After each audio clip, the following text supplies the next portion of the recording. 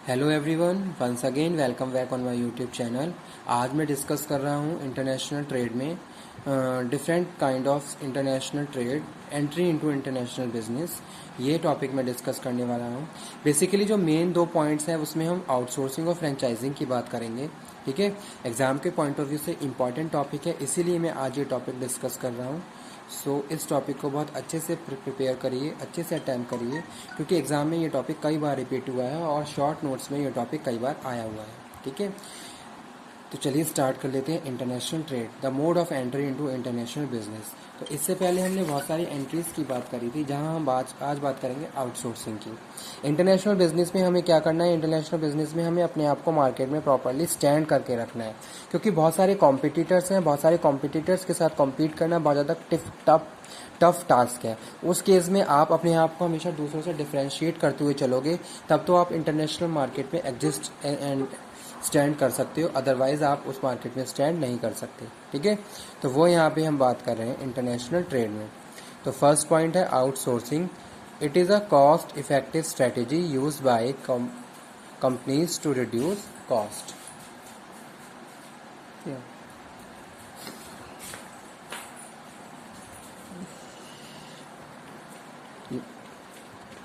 by transferring portions to work to outside suppliers rather than completing it internally allocating business functions to other countries। ठीक है, outsourcing में हम क्या करते हैं? अपने टास्क को दूसरों के साथ क्या कर लेते हैं? शेयर कर लेते हैं। ठीक है, it is a cost effective strategy use by companies to reduce cost by transferring portion of work. आपने क्या करा? अपना वर्क कुछ ट्रांसफर कर दिया। जैसे एग्जांपल कोट करता हूँ यहाँ पे, हो सकता है एग्जांपल के जरिए आपको ज़्यादा अच्छे से समझ में आ जाए। जैसे सपोज मैं कोई एक्सपोर्टर हूँ। अब मैंने क्या करा अपने सेमी फिनिश गुड को क्या करा? मंगवाया।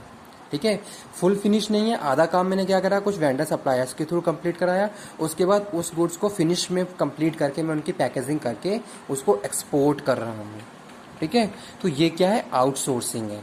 और ये हमारे लिए क्या है? कॉस्ट इफेक्टिव प्रोग्राम भी है, कॉस्ट इफेक्टिव स्ट्रेटेजी भी है, कि भाई आपने क्या करा? आपने अपना आधा वर्क डिवाइड कर लिया और उसको आप क्या कर रहे हो? दूसरी पार्टी से कंप्लीट करवा रहे हो। ठीक है, it is a cost effective strategy use by companies to reduce cost by transferring portion of work. यानी आपने अपना कुछ पोर्शन ऑफ वर्क क्या कर लिया? ट्रांसफर कर दिया दूसरी पार्टीज के साथ, और उनके साथ शेयर करके आप उसको कंप्लीट कर रहे हो, और फिर फाइनली आप उस गुड्स को फिनिश गुड में कंप्लीट करके पैकेजिंग करके उसको एक्सपोर्ट कर रहे हो। तो इस तरीके की जो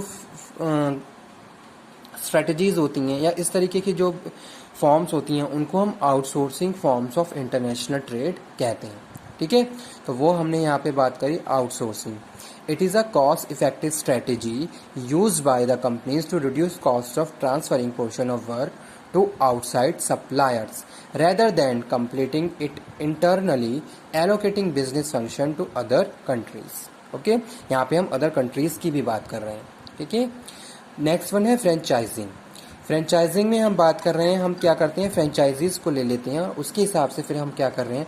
दूसरे के नाम के साथ हम बिजनेस को कंप्लीट करते हुए आगे बढ़ते हैं। जैसे कोई भी फ्रेंचाइजर है, कोई भी पेरेंट कंपनी है, हमने क्या करा? उससे फ्रेंचाइजी ली और फिर क्या कर रहे हैं? उसके ब्रांड को यूज़ करते हुए बिजनेस को प्रोसीड कर रहे हैं। ठीक, तो वो यहाँ पे हम बात कर रहे हैं। It is a system in which semi independent business owner pay fee and royalty to parent company to return for right to be identify by its trademark. ठीक है, आप क्या कर रहे हो? ट्रेडमार्क यूज़ कर रहे हो to sell it product to services and often to use business format system. ठीक है, जैसे एग्जांपल कोट करता हूँ, कोई भी एक रेस्टोरेंट है, तो आपने क्या करा? उसकी फ्रेंचाइजी ली और उस अपने शहर में उस रेस्टोरेंट को ओपन कर लिया। तो आप क्या कर रहे हो? दूसरे के ट्रेडमार्क को यूज़ कर रहे हो, दूसरे के ब्रांड को यूज़ कर रहे हो, और उसके लिए आप पे भी कर रहे हो। ऐसा नहीं है कि आप पे नहीं कर रहे। तो ये भी क्या है? सेकंड फॉर्म्स है to entry into international business. इस तरीके से आप क्या कर सकते हो? इंटरनेशनल बिजनेस में एंट्री कर सकते हो। जैसे कुछ ऑर्गेनाइजेशंस, कुछ बिजनेस ऑर्गेनाइजेशन ऐसी होती हैं जो दूसरों के ब्रांड के हिसाब से चल रही होती हैं। आपका अपना कुछ नहीं है, आप दूसरे के ब्रांड को क्या कर रहे हो? प्रमोट कर रहे हो और उसको आगे बढ़ा रहे हो। तो इस तरीके की जो एक्टिविटीज़ होती हैं, फंक्शंस होते हैं, फॉर्मेलिटीज़ होती हैं, उसको हम फ्रेंचाइजिंग बोलते हैं। जैसे जो भी पेरेंट कंपनी है आप उसके ब्रांड को यूज़ करते हुए क्या कर रहे हो, बिजनेस को प्रोसीड कर रहे हो। जैसे यहाँ पे एग्जांपल भी लिखा हुआ है डोमिनोज का। डोमिनोज के आपने देखा होगा हर शहर में आपको आज के टाइम में इसके मिल जाएंगे, ठीक है। तो ये क्या है, बेस्ट एग्जांपल है। उसके बाद जो नेक्स्ट है वो क्या है, टर्नकी प्रोजेक्ट्स। टर्नकी प्रोजेक्ट्स में हम बात कर रहे हैं किसकी, it involves the delivery of operating industrial plant to the client without active participation. कोई भी एक्टिव पार्टिसिपेशन नहीं है तब भी आप क्या कर रहे हो, ऑपरेट कर रहे हो किसी दूसरे के प्लांट्स को। It involve the delivery of operating industrial plant to client without any active participation. A company pay to a contractor to design a contract new facilities and transpersonal export it process and technology to another company. ठीक है, जैसे suppose यहाँ पे हम बात कर रहे हैं किसकी, कॉन्ट्रैक्ट की। मैंने इंटरनेशनल बिजनेस में आपको डायरेक्ट और इनडायरेक्ट एक्सपोर्ट के बारे में बताया था। तो डायरेक्ट एक्सपोर्ट तो क्या है, डायरेक्ट एक्सपोर्ट वो है जब हम डायरेक्टली किसी प्रोडक्ट को प्रोड्यूस करके उसको क्या कर रहे हैं, पैकेजिंग करके और एक्सपोर्ट कर रहे हैं। इनडायरेक्ट अगर हम बात करें तो इनडायरेक्ट तरीके से भी हम क्या करते हैं, एक्सपोर्ट करते हैं। यानी कि आपने क्या करा, गुड्स को प्रोड्यूस करा लेकिन किसी सेकंड पार्टी के थ्रू वो क्या हो रहा है, एक्सपोर्ट किया जा रहा है। तो वो भी क्या है, एक एग्जाम्पल है किसका, टर्नकी प्रोजेक्ट्स का। वही चीज़ यहाँ पे हम बात कर रहे हैं, कोई एक्टिव पार्टिसिपेशन नहीं है।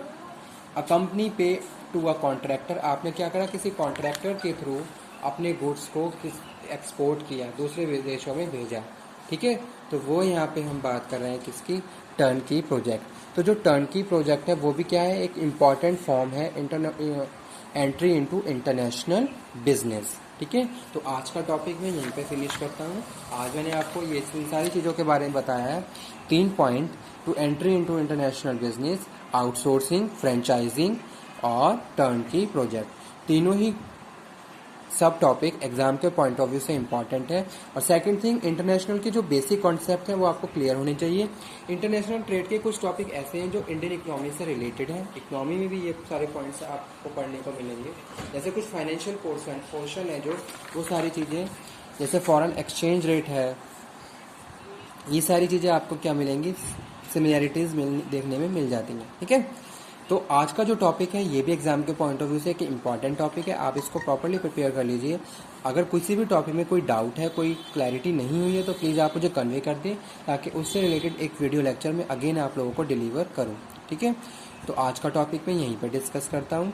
एक चीज़ मैं और आपको बताना चाहता हूँ, जो इंटरनेशनल ट्रेड के जितने भी टॉपिक्स हैं, सारे टॉपिक्स एग्जाम के पॉइंट ऑफ व्यू से जो जो मैंने अब तक पढ़ा दिए सभी इंपॉर्टेंट हैं। ठीक है, तो एक तरीके से आपको पूरा एक ओवरव्यू आपके पास होना चाहिए, बेसिक्स आपके क्लियर होने चाहिए इंटरनेशनल बिजनेस के, जिसमें हमने बात करी थी नीड, एडवांटेज, डिसएडवांटेज, डिफ़िकल्टीज और साथ के साथ balance of payment, balance of trade. ठीक है, ये सारे क्या है, इंपॉर्टेंट टॉपिक्स हैं। Okay, thank you very much.